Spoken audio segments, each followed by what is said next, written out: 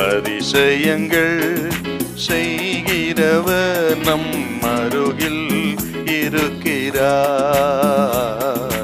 அற்புதங்கள் செய்கிறவர் என்றும் நமக்குள் வசிக்கிறார். மத்தேயு சுவிசேஷம் 9ஆம் அதிகாரம் 37-38. தம்முடைய சீஷர்களை நோக்கி, அறுப்பு மிகுதி, வேலையாட்களோ கொஞ்சம். ஆதலால் அறுப்புக்கு எஜமான் தமது அறுப்புக்கு வேலையாட்களை அனுப்பும்படி அவரை வேண்டிக் கொள்ளுங்கள்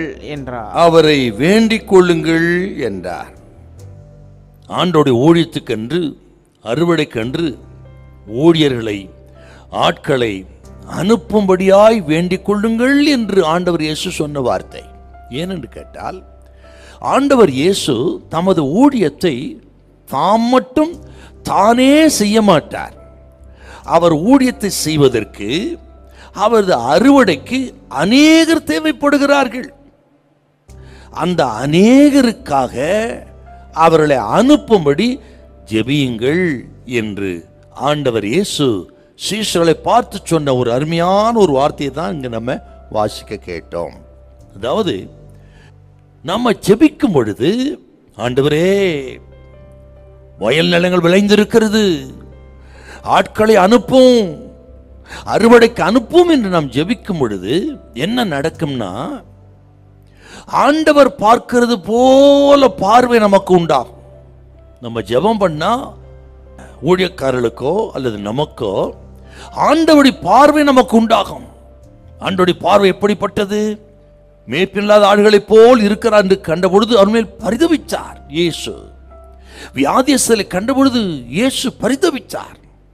அப்படிப்பட்ட ஒரு பார்வை நமக்கு உண்டாகும். அதுக்கு தான் ஜெபம் பண்ணணும். நாம ஜெபிக்க ஜெபிக்க ஊழியர்களுக்கு, ஆண்டவரால் அனுப்பப்பட்டவர்களுக்கு ஆண்டவரின் பார்வை உண்டாகும். அப்புறம் ஜெபிக்கும் பொழுது ஆண்டவருடைய உணர்வு நமக்கு உண்டாகும். அதுதான் ரொம்ப முக்கியங்க. பாரம் இல்லைன்னா எந்த ஊழியத்திலும் நாம் யூஸ் ஆக மாட்டோம், பிரயோஜனம் இருக்காது.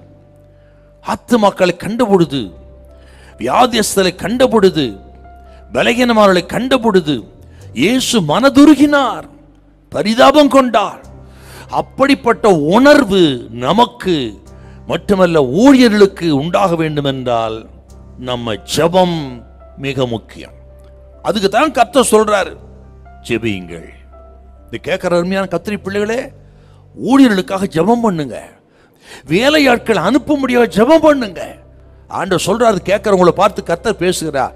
எதையாக கர்த்தருக்காக செய்யும்படி தீவிரப்படுங்கள், ஜெபியுங்கள். வேலையாட்கள் அனுப்பும்படி ஜெபம் பண்ணுங்க. ஊழியரோடு சேர்ந்து ஜெபியுங்க, ஊழியம் பண்ணுங்க. கர்த்தர் தேசத்தை மிக சீக்கிரத்திலே சந்திப்பார். ஹல்லேலூயா, ஹல்லேலூயா.